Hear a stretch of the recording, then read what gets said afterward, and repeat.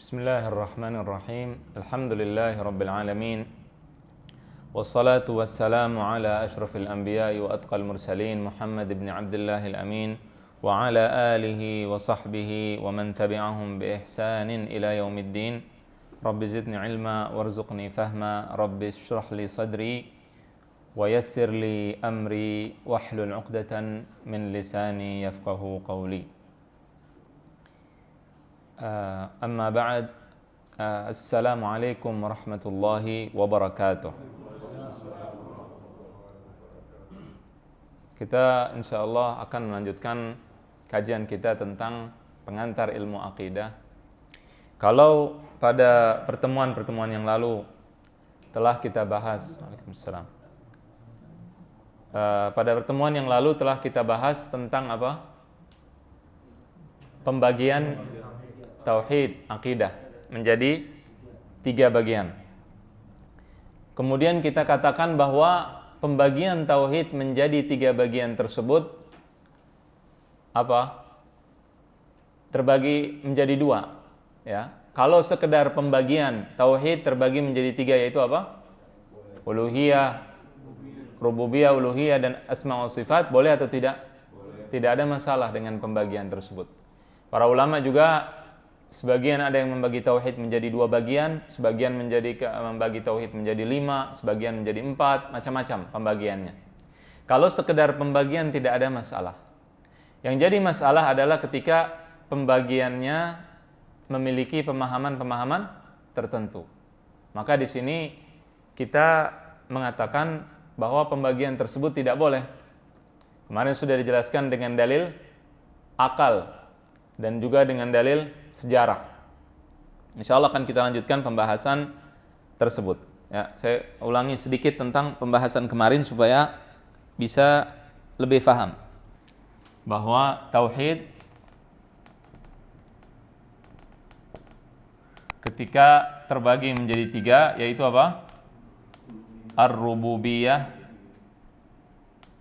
Rububiyah apa artinya? Iya.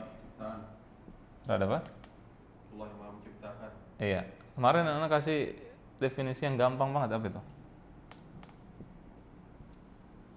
Mengesahkan Allah dalam perbuatannya. Dengan perbuatan Allah. Mengesahkan Allah dengan perbuatan Allah. Perbuatan Allah apa? Menciptakan, kemudian Allah yang mematikan, menghidupkan, Allah yang memberikan hujan, memberikan rezeki dan seterusnya. Al-asma wa sifat. Ya, wasifat. Ini ar-rububiyah, al-uluhiyah, al-asma, wasifat. Kemarin sudah kita katakan bahwa kalau pembagian hanya sekedar begini tidak ada masalah, ya. Dan kita sudah katakan juga kemarin, Anda contohkan, misalkan ruangan ini terbagi menjadi 3. Tidak ada masalah dengan pembagian tersebut, ya kan? Tapi kalau dibagi 3, ruang sebelah kanan, sebelah kiri, dan tengah. Yang sebelah kanan bangunan milik Al-Irsyad tapi tanahnya bukan. Bermasalah tidak tuh pembagian begitu? Ya, masalah juga. Jelas? Ya, bukan sekedar pembagian namanya, ada sesuatu di situ, tanahnya dipermasalahkan. Jelas nggak? Maka di situ kalau benar memang bukan punya Al-Irsyad ya nggak masalah. Tapi kalau ternyata punya Al-Irsyad kemudian dianggap bukan punya Al-Irsyad, maka jadi masalah. Nah, kemarin juga kita katakan seperti itu. Yang membagi tauhid rububiyah ini menjadi 3 bagian, mereka mengatakan bahwa ini pemahaman yang salah tentang, ini bisa kebaca nggak nih tulisan dokter nih? Tauhid rububiyah.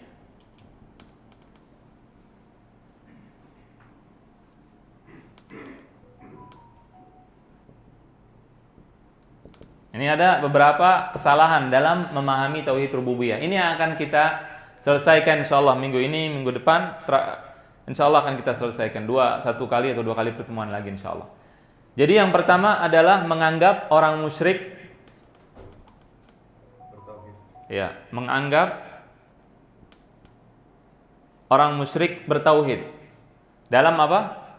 Rububiyah, menganggap orang musyrik bertauhid dalam rububiyah. Ini kesalahan pertama.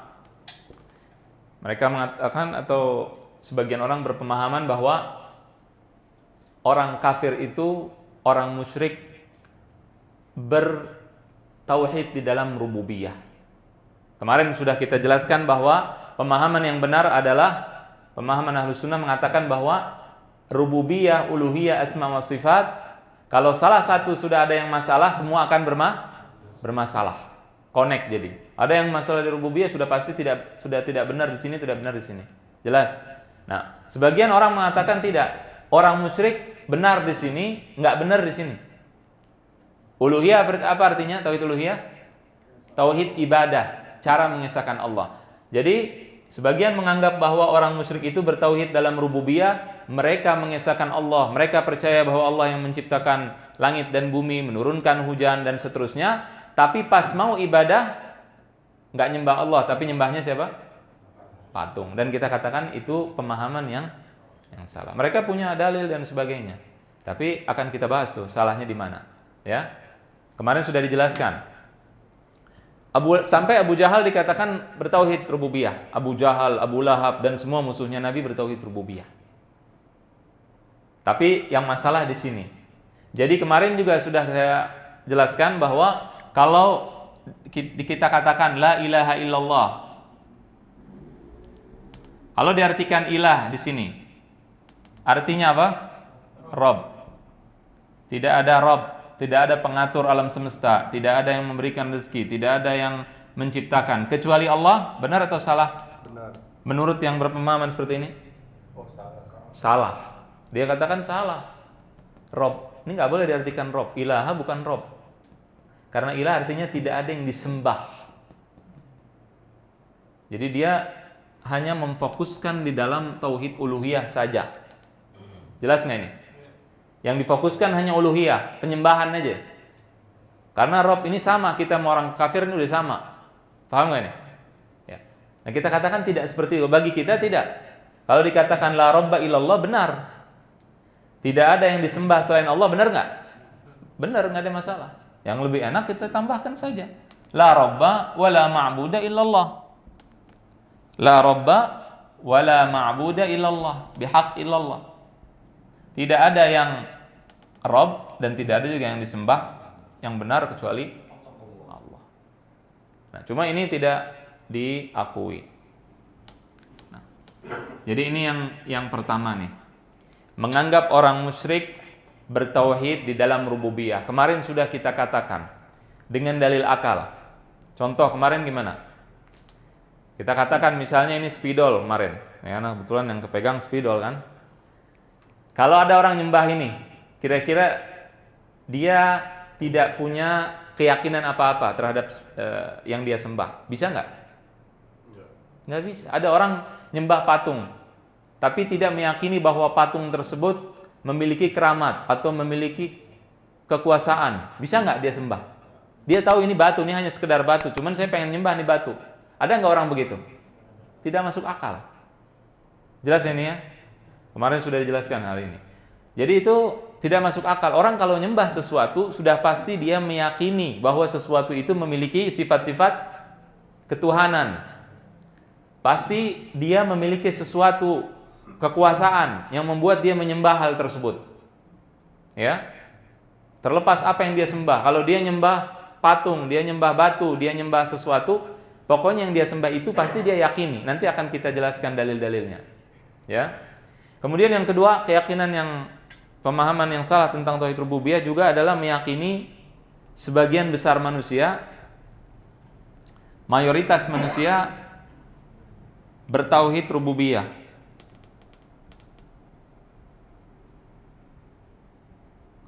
Jadi ini keyakinan salah yang kedua, yaitu meyakini bahwa mayoritas manusia bertauhid rububiyah.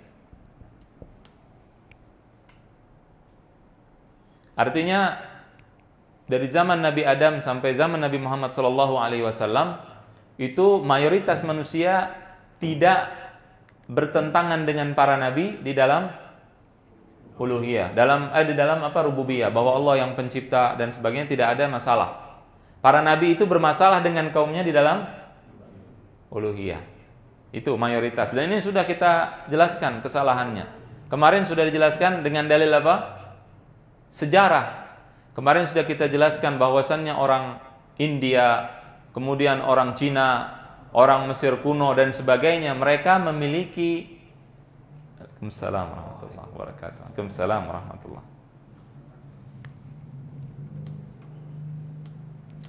Mereka memiliki apa? Mereka memiliki keyakinan terhadap Tuhan-Tuhan mereka.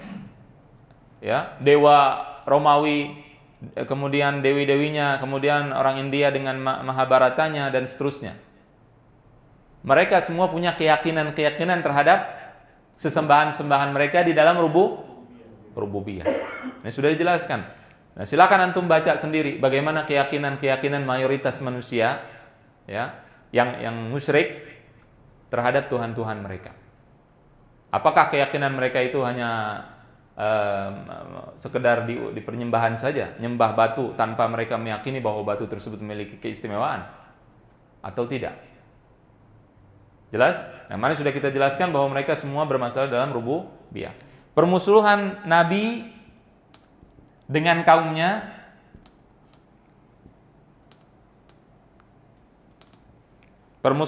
para nabi dengan kaumnya di mana? Hanya di uluhiyah. Hanya di uluhiyah.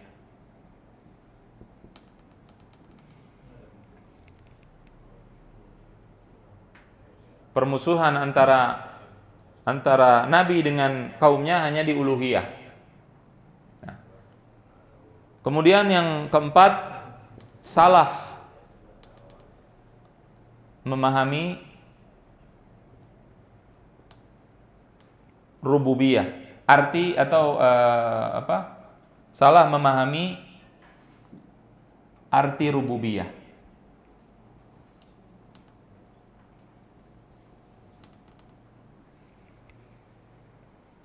Ini yang nggak bawa ini bisa foto, silakan foto, sekarang udah canggih, boleh difoto nanti, ya kan, bisa dicatat nanti di rumah. Ya, jadi permusuhan Nabi dengan kaumnya hanya di uluhiyah. Ini seperti yang tadi dikatakan, ini saling berkaitan nih. Kemudian yang keempat, salah memahami arti rububiyah, dan yang kelima, salah memahami ayat-ayat tentang keimanan orang kafir dalam rububiyah. Itu yang ini yang akan kita bahas semua nih. Yang kelima, ini kelima di sini ya,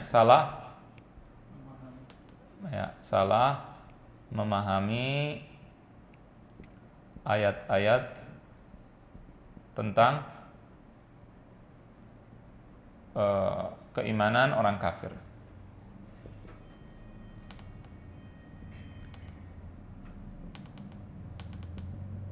Jadi 5 poin ini akan kita bahas insyaallah ta'ala.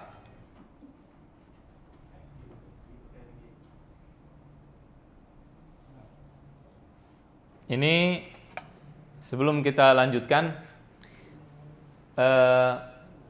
pembagian tauhid ini, ada kemarin Anda nonton sedikit sebagian orang membagi tauhid.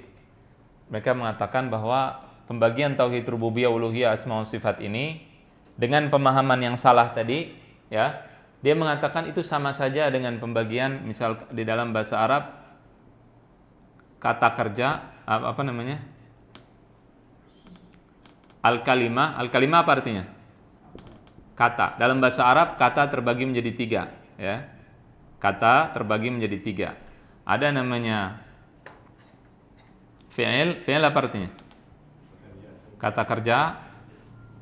Kemudian ada lagi isim, kata benda. Kemudian ada yang namanya harf atau huruf. Dalam bahasa Arab ada 3 seperti ini pembagian. Jadi mereka yang memiliki pemahaman salah dalam rububiyah ini mengatakan bahwa tauhid dibagi 3 sama kayak kita bagi kata menjadi 3. Kata kerja, kata benda, kata huruf. Masalahnya di mana? Nah, ini salah paham. Jadi kita tidak masalah dengan pembagian sekedar 3. Dalam pembagian ini kata kerja, kalau saya bilang contoh kata kerja apa? Makan. Ya. Kalau saya bilang makan, berarti saya menyebutkan kata tidak? Hah? Menyebutkan kata. Ada masalah nggak? Nggak ada. Kalau kata benda contohnya apa? Spidol, tembok. Benda. Kita mengatakan apa? Kata. Berarti dia mengandung hukum kata 100%. Jelas? Ya, huruf sama. Itu dalam bahasa Arab ya. Kata. Kalau tauhid rububiyah, ketika orang-orang yang memiliki kesalahan dalam pemahaman tersebut mengatakan bahwa kalau ditanya orang bertauhid rububiyah, bertauhid nggak dia? Enggak jawabannya. Karena Abu Lahab masuk. Yang punya pemahaman salah. Paham nggak? Diulang. Ulang dari mana? Sini ya. Ya. Makan, kata kerja bukan? Kata kerja. Ini apa? Kata benda apa? Spidol. Nah, langsung dibawain spidol. Huruf dalam bahasa Arab disebut huruf ya. Dari. Yang kata yang tidak bisa berdiri sendiri dalam bahasa Arab disebut dengan huruf. Kalau saya sebut makan, ini kata bukan? Kata. Jelas? Kalau kita sebut spidol, kata bukan? Kata. Kita sebut huruf, kata bukan? Kata. Nggak ada masalah semuanya. Semua bisa disebut kata. Nyambung. Jelas? Sedangkan orang yang memiliki pemahaman salah dalam rububiyah, ketika mereka tadi kesalahannya diantaranya apa? Meyakini bahwa orang musyrik bertauhid rububiyah. Paham? Jadi kalau ditanya orang musyrik bertauhid rububiyah atau tidak? Enggak, mereka bilang apa? Meyakini bertauhid rububiyah. Bertauhid rububiyah enggak? Orang musyrik. Abu Jahal bertauhid rububiyah enggak? Iya, kata mereka yang salah pemahamannya bilang iya. Tapi kalau kita tanya, ini Abu Jahal nih. Abu Jahal. Sekarang Abu Jahal tauhidnya apa? Rububiyah. Apakah dia bertauhid? Enggak, kalau ditanya di sini tauhid secara sempurna, enggak. Kenapa? Karena uluhiyahnya enggak. Jelas? Di sini enggak ada uluhiyah. Abu Jahal cuman di sini doang. Di sini enggak, di sini enggak. Ya, misalkan. Berarti dia tidak bertauhid. Jadi Abu Jahal harus dikatakan musyrik karena yang bilang musyrik siapa? Allah. Jelas? Nah, berarti dia tidak sama pembagiannya dengan ini. Kalau ini kan bisa disebut kata nih. Paham enggak? Paham? Paham apa ya? Sebagian bingung. Paham ya? Nah, ya. Jadi tidak sama. Mereka memiliki pemahaman bahwa Abu Jahal bertauhid rububiyah. Tapi di uluhiyah enggak. Jelas? Orang yang bertauhid rububiyah sudah uluhiyah, rububiyah pasti iya. Tapi kalau rububiyah belum tentu uluhiyah. Itu pemahamannya. Dan itu salah.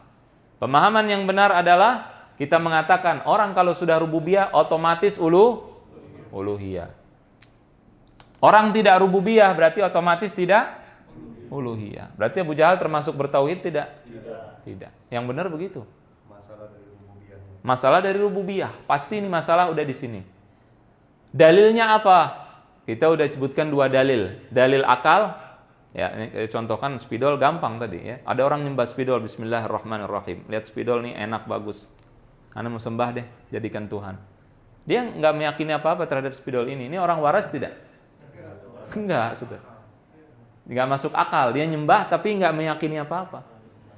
Ketika dia misalkan lihat spidolnya jalan sendiri, misalnya nih orang salah lihat malam-malam bagaimana. Wah, ini jalan sendiri. Wah, besoknya dia nyembah karena meyakini ini spidol ada sesuatu nih, ada titisan dewa, ada apa masuk ke dalam spidol kerasukan Tuhan misalkan. Baru dia sembah. Baru masuk akal dia sembah. Jelas? Jadi harus meyakini sesuatu di spidol ini. Nggak mungkin barang nggak jelas disembah begitu aja tanpa ada keyakinan apa-apa. Paham tidak? Paham nggak? Ya. Jadi semua orang ketika nyembah salah berarti dia salah di rububiyah. Itu dua dalil yang tadi yang disebutkan ya. Akan kita bahas tentang dalil-dalil dari Al-Qur'an. Jadi bukan cuma dari akal atau dari sejarah saja ya. Sekarang bagaimana cara iman kepada rububiyah yang benar? Bagaimana cara iman kepada rububiyah yang benar? Kalau tadi kita sebutkan iman yang atau pemahaman yang salah, sekarang bagaimana cara beriman kepada rububiyah yang benar? Caranya yang pertama adalah beriman terhadap eksistensi Allah, keberadaan Allah. Ya, menyatakan bahwasannya Allah itu wajibul wujud, bahwa Allah itu ada. Orang kalau iman pada rububiyah, meyakini Allah Maha Pencipta, Maha Pemberi rezeki, berarti otomatis apa? Ya sudah pasti meyakini keberadaan Allah. Pemahaman yang benar dalam tauhid rububiyah. Satu, apa? Meyakini keberadaan Allah. Yang menyelisih ini siapa? Dari manusia ini yang menyelisih keberadaan Allah siapa? Ateis, orang tidak bertuhan. Orang tidak bertuhan, dia tidak beriman pada rububiyah. Dia nggak percaya bahwa Allah Maha Pencipta lagi kemudian Maha Pemberi rezeki dan sebagainya. Percaya nggak? Otomatis tidak. Contoh ya, seperti ateis. Ateis tidak beriman ya. Nah, ini kita dan yang memahami salah sama. Semua sepakat bahwa ateis tidak beriman dalam semua sepakat. Yang menyelisihi siapa? Ini yang menyelisihi ya. Yang menyelisihi ateis. Nah, ini jelas. Orang yang tidak mengakui Tuhan atau tidak meyakini adanya Allah Subhanahu wa taala. Berarti sudah otomatis dia tidak beriman dalam rububiyah. Kemudian meyakini bahwa Allah sempurna.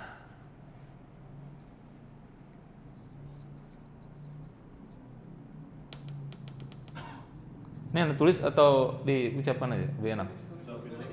Tulis lebih enak ya. Baca yang penting. Sempurna bahwa apa tadi ini? Meyakini bahwa Allah sempurna dalam zatnya dan perbuatannya dan sifat-sifatnya.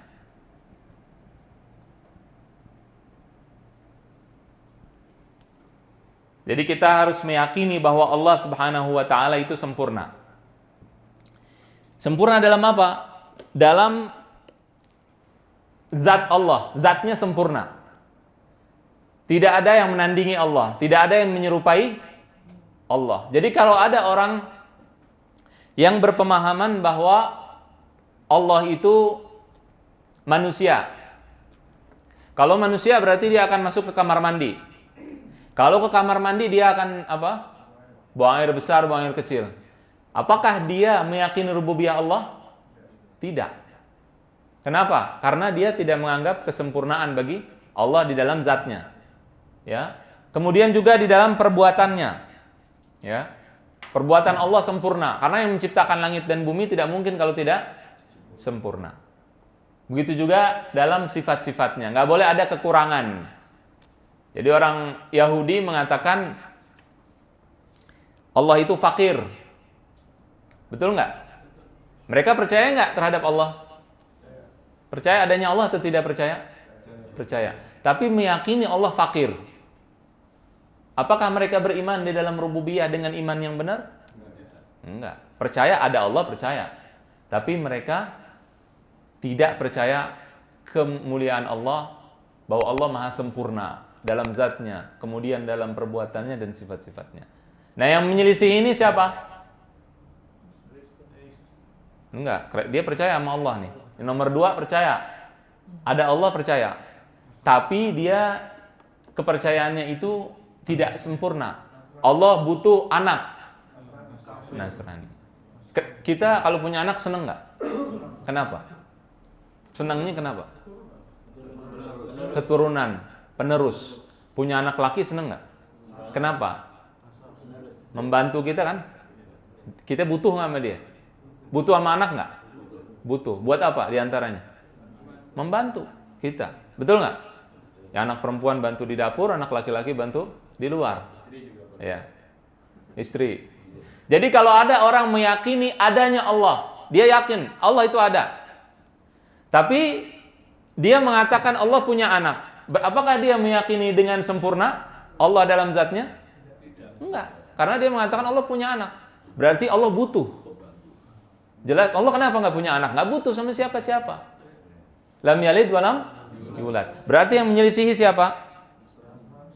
Pertama Nasrani. Karena Nasrani mengatakan Allah punya anak. Jelas? Kemudian yang kedua siapa? Yahudi. Ya, orang yang mengatakan apa? Bahwasannya Allah sifatnya ada yang tidak sempurna adalah Yahudi. Ya, Yahudi, Nasrani juga sama dan lain-lain. Kemudian juga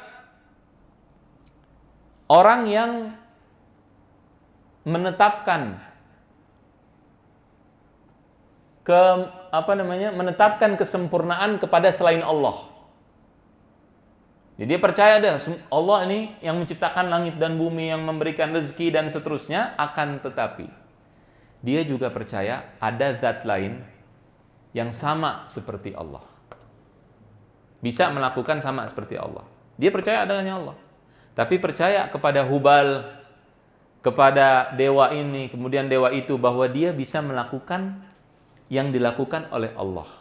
Sama. Jelas? Sama itu kalau sama apa tuh? Nid. Sama. Oh, ini Allah, kemudian ini si dewa misalkan. Sama. Ini Allah menurunkan hujan, dia menurunkan hujan. Ini namanya sama. Tapi kalau di sini ada malaikat Mikail. Ya.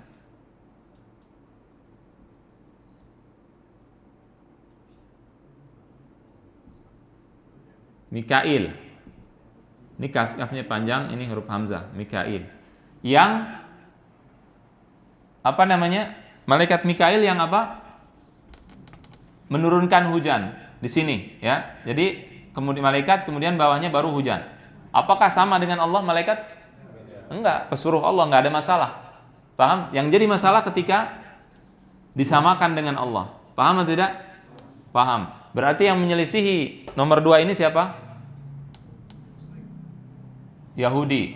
Yahudi juga bilang bahwa Allah punya anak. Wa qalatil yahud Uzair ibnullah. Kemudian siapa? Nasrani. Kemudian siapa? Hindu, Buddha dan seterusnya. Ya. Ini penting. Jadi kalau sudah ada Nasrani di sini, artinya mayoritas orang sudah tidak rububiyah. Karena Nasrani banyak. Mayoritas penduduk pun banyak yang Nasrani. Yahudi. Jelas tidak? Buddha. Buddha aja kemarin kita katakan di Cina berapa miliar mereka. Ya. Jadi penduduk mayoritas bukan justru beriman pada rububiyah. Paham nggak nih? Ya. Kemudian yang ketiga adalah bukan hanya sekedar dia percaya kepada Allah dengan lisan, akan tetapi percaya dengan hati. Kalau dengan lisan saja, lisan, dia mengatakan, ya saya percaya pada Allah.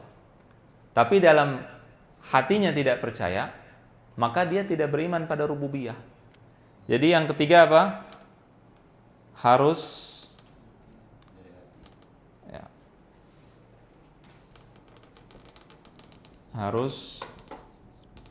beriman dari hatinya. Jadi keimanan dari hati, bukan sekedar lisan. Nah, siapa yang menyelisihi ini? Orang musyrikin Arab, orang jahiliyah. Hah? Bukan munafik, kita bukan bicara munafik. Ini orang jahiliyah. Orang jahiliyah percaya Allah menciptakan langit dan bumi. Makanya Allah katakan dalam ayat-ayat yang sering dijadikan dalil bahwa mereka beriman di rububiyah, itu justru kenapa? Karena Allah ingin bertanya kepada mereka, kan kamu ngomongnya bahwa Allah menciptakan langit dan bumi. Kamu kalau ditanya siapa yang menciptakan langit dan bumi, jawabannya apa? Allah.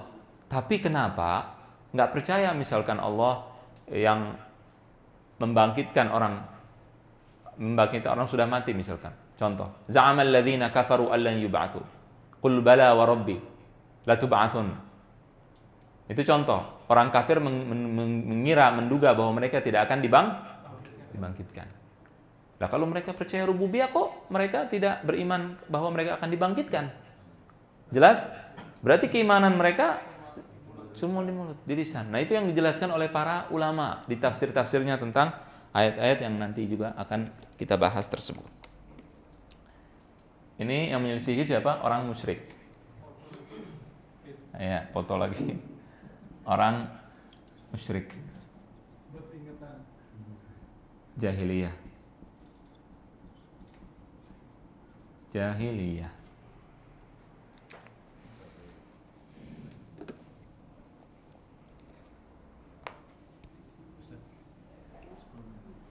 Apa? Selesai? 30 menit lagi? La ilaha illallah. Baik. Oke.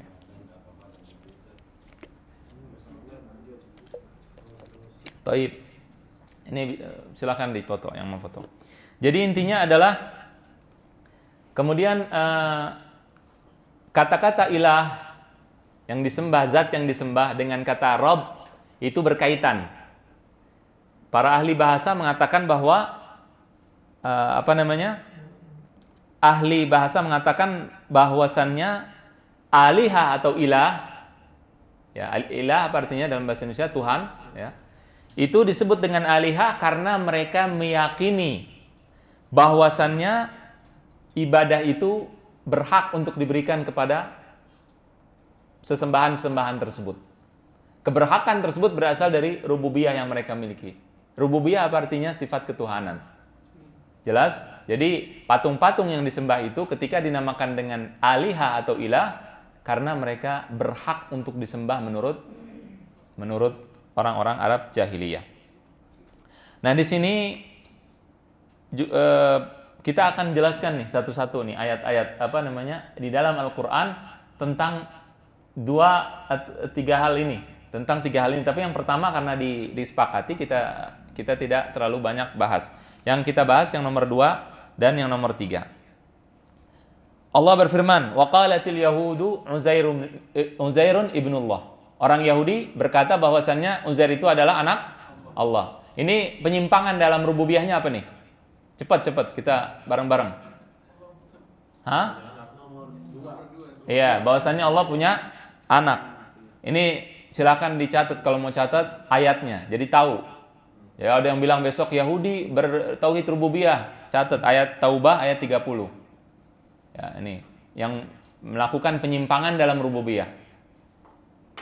Ayat-ayat tentang penyimpangan dalam rububiyah pertama At-Taubah ayat 30. Kemudian berikutnya tentang perkataan orang Yahudi. Orang Yahudi bilang, laqad sami'allah qaulal ladzina qalu innallaha faqirun wa nahnu aghnia. Itu surat Al-Imran ayat 181. Nyatet berapa orang satu? At-Taubah ayat 30. Kemudian Al-Imran ayat 81. Nah, kemudian ini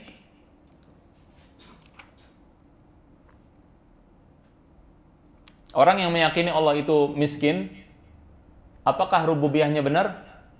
Kan dia bilang Allah Maha Pemberi rezeki. Kemudian tapi dia di dalam pemikirannya mengatakan bahwa Allah itu miskin. Bagaimana bisa disebut dengan tauhid rububiyah? Jelasnya nih. Ya. Al-Imran 181. 181 181. Oke, kalau pelajaran akidahnya harus siap-siap Panadol, siap. Taib. Mumtaz. Kemudian Allah Subhanahu wa taala mengatakan laqad kafara alladzina qalu innallaha huwal masih ibnu Maryam. Ayat Al-Maidah ayat 72.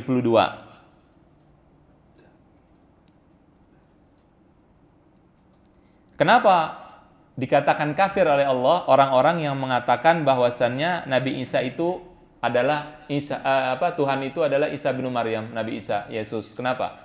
Kenapa kafir? Karena yang menyembahnya melihat pada Nabi Isa kemukjizatan, keajaiban-keajaiban, jelas, yang membuat mereka meyakini bahwasannya Nabi Isa itu memiliki sifat-sifat ketuhanan. Berarti orang yang menyembah Nabi Isa masalah nggak di rububiyah? Bermasalah di dalam rububiyah. Jadi itu ayat berapa? Al-Maidah ayat 72 dan 73 pun sama. Laqad kafara alladzina qalu innallaha tsalitsu tsalatsah. Telah kafir orang-orang yang menganggap bahwasannya Allah itu satu di antara tiga. Ya, jadi orang-orang Kristen ini banyak banyak pemahaman tentang Isa itu nggak satu, macam-macam. Ya. Ada yang menganggap bahwa Allah itu Isa bin Maryam, ada yang menganggap tidak, dan seterusnya.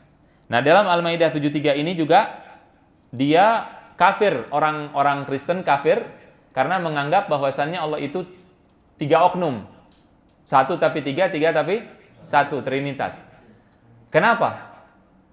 Kenapa tuh dia kafir? Rububiyahnya masalahnya di mana? Hah? Iya, kenapa apa? Dalam zat. Ahsan tadi antum sebut. Dalam zat. Dia meyakini bahwasannya ada Allah itu ada dalam zat lain. Paham ya ini ya? Kemudian juga Allah berfirman dalam surat Al-Maidah ayat 75, "Mal Masih ibnu Maryam illa rasul qad khalat min qablihi ar-rusul wa ummuhu siddiqah kana ya'kulani at-ta'am." Ya. Jadi dalam surat Al-Maidah ayat 75. Al-Imam At-Tabari mengatakan bahwasannya di dalam tafsir ayat kana ya'kulani ta'am bahwa Nabi Isa dan ibunya makan makanan, Imam At-Tabari mengatakan akhirnya ringkasannya adalah orang yang perlu makanan la yakunu illa marbuban la rabba. Orang yang butuh makan, sesuatu yang butuh makan itu tidak akan menjadi Rob, tidak akan menjadi Tuhan, pengatur alam semesta dan seterusnya, karena dia butuh.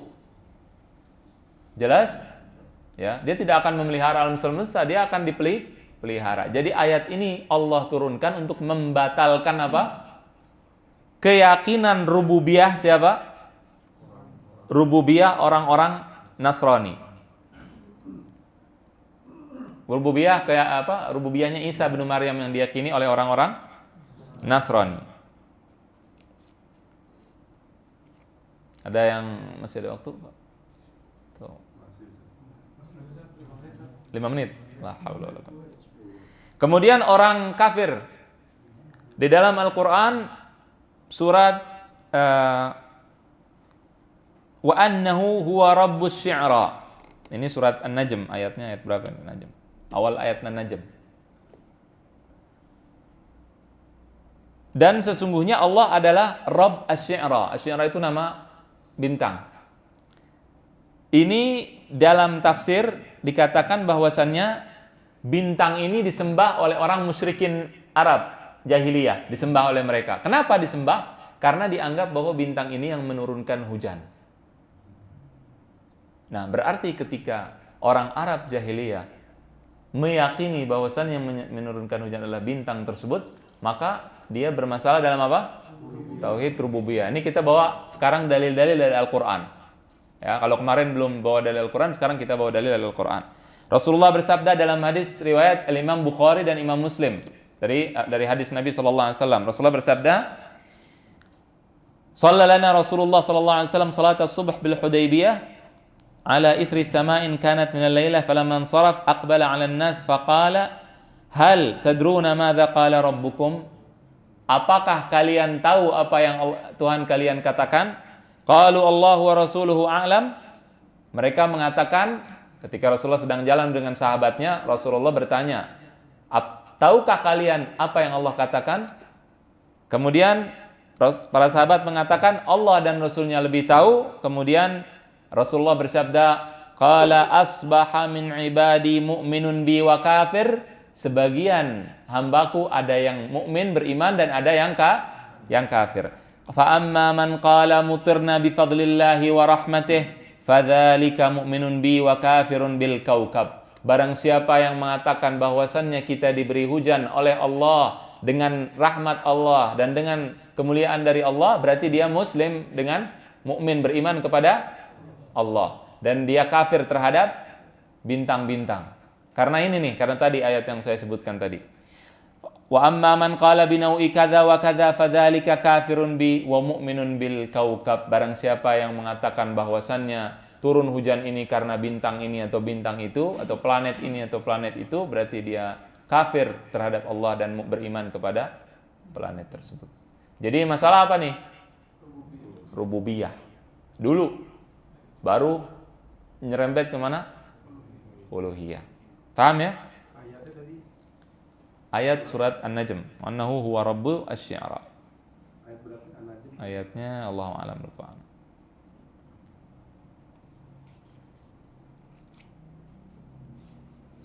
Nah, kemudian ini jadi Yahudi Nasrani jelas tadi. Sudah tidak beriman dalam rububiyah. Ayat dari Al-Quran sudah kita jelaskan.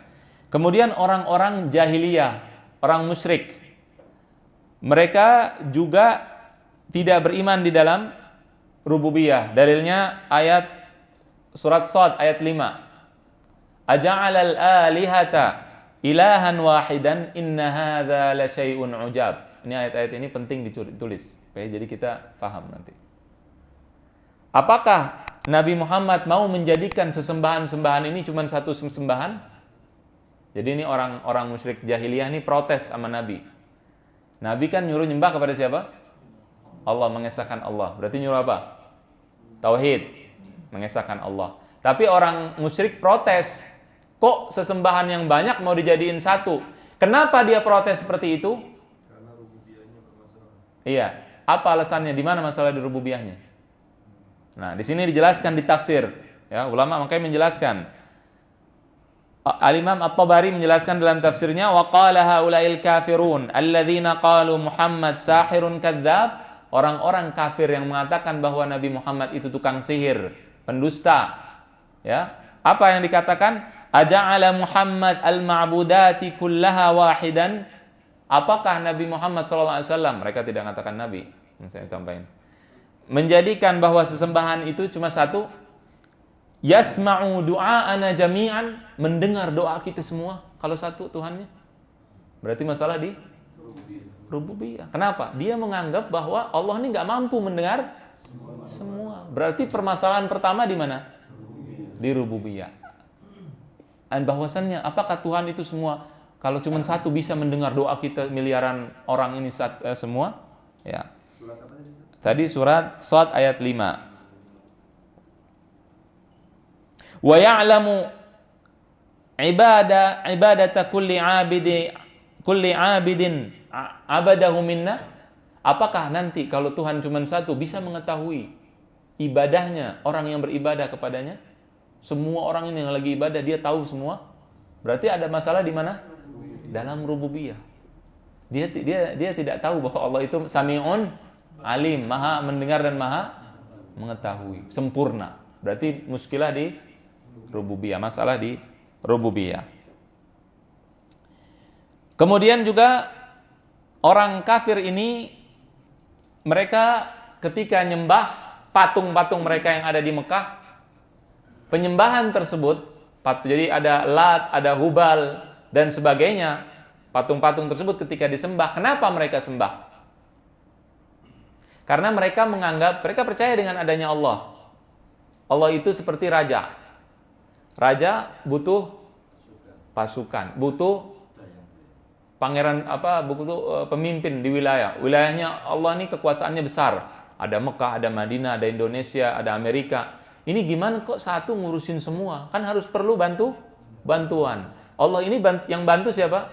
Hubal, Lat, Uzza, jelas nggak? Itu pemahaman orang kafir. Jelas. tapi mereka mengatakan bahwa nih raja nggak bisa sendirian. Jelas? Makanya mereka ketika talbiyah itu apa? Kalau kita umroh, haji, kita mengatakan labbaik Allahumma labbaik, labbaik la syarika lak, labbaik innal hamda wan ni'mata laka wal mulk la syarika lak. Tidak ada sekutu bagimu. Betul nggak? Kalau orang kafir nambahin illa syarikan huwa lak, kecuali sekutu yang engkau miliki. Tamliku huwa ma malak. Yang engkau miliki mereka. Jadi itu kesyirikan mereka. Paham nggak? Dan kesyirikan itu sumbernya apa? Rububiyah. Betul mereka beriman pada Allah, tapi pemahaman mereka seperti itu. Jadi inti kesalahan mereka di mana? Di rububiyah juga, di nyembah juga, semua sama. Tiga-tiganya bermasalah. Otomatis sudah bermasalah. Kemudian Allah berfirman dalam surat Fussilat ayat 15. Nah, bisa dicatat Fussilat 15. Ini cerita tentang kaum Ad, musyrik. Fa amma 'adun fastakbaru fil ardi bighairil haqq. Orang Ad, kaum Ad, mereka sombong di dunia tanpa kebenaran. Wa qalu man ashaddu minna quwwah. Mereka berkata, siapa yang lebih kuat dari kami? Awalam yarau anna Allah alladhi khalaqahum huwa ashaddu minhum quwwah. Apakah mereka tidak tahu bahwasannya Allah yang menciptakan mereka lebih kuat dari mereka? Ketika meyakini bahwa Allah itu lemah, dia lebih kuat dari Allah, berarti ada masalah di rububiyah. Fussilat ayat 15.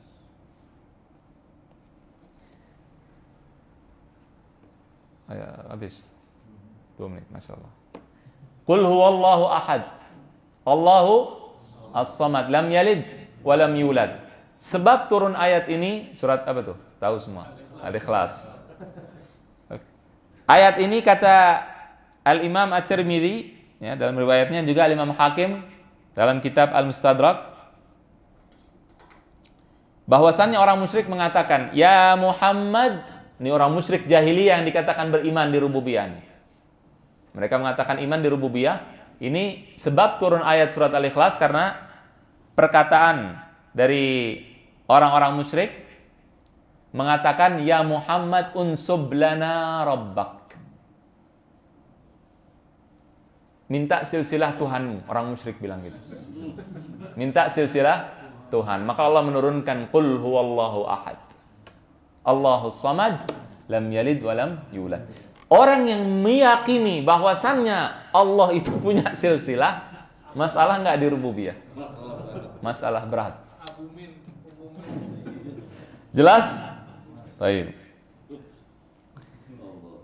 Baik, mumtaz.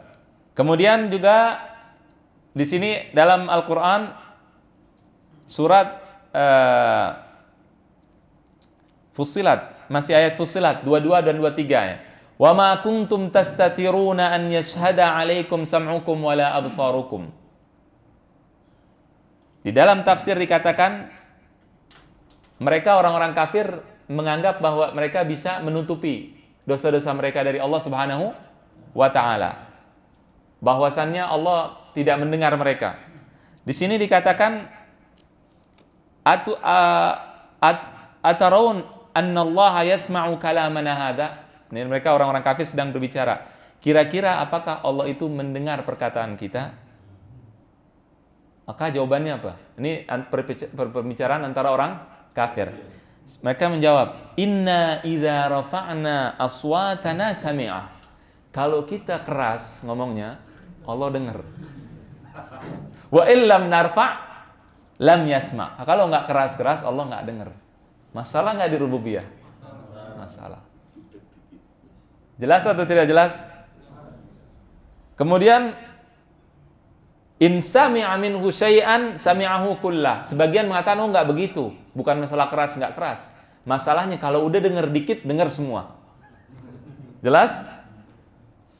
Kemudian akhirnya ada seorang sahabat dengar perkataan orang kafir ini, kemudian dia menyampaikan kepada Rasulullah, kemudian turut ayat ini. Wa ma kuntum tastatiruna an yashhada 'alaikum sam'ukum wala absarukum. Kemudian Ibnu Abbas mengatakan nih, Ibnu Abbas siapa? Ya, sahabat Rasulullah sallallahu alaihi wasallam, paman Rasulullah keponakan Rasul sallallahu alaihi wasallam mengatakan Abbas pamannya. Ini anaknya Ibnu Abbas.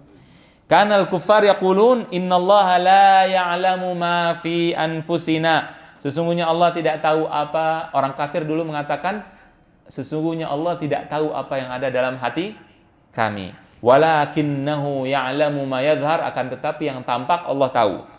Wadzalikum, kata Allah, dhannukumul ladzi dhanantum bi rabbikum. Itu adalah persangkaan kalian pada Rabb kalian, Allah. Masalah enggak kalau ada orang yang mengatakan bahwa Allah itu tidak tahu apa yang ada dalam hati? Masalah di mana? Rububiyah. Enggak sempurna dia di dalam rububiyah. Berarti muskilah masalah di rububiyah, sehingga mereka merasa tidak cukup menuhankan Allah semata. Berarti perlu siapa? Bantuan Tuhan-Tuhan lainnya. Jelas atau tidak jelas? Nah, ini dari Al-Qur'an nih. Masih banyak.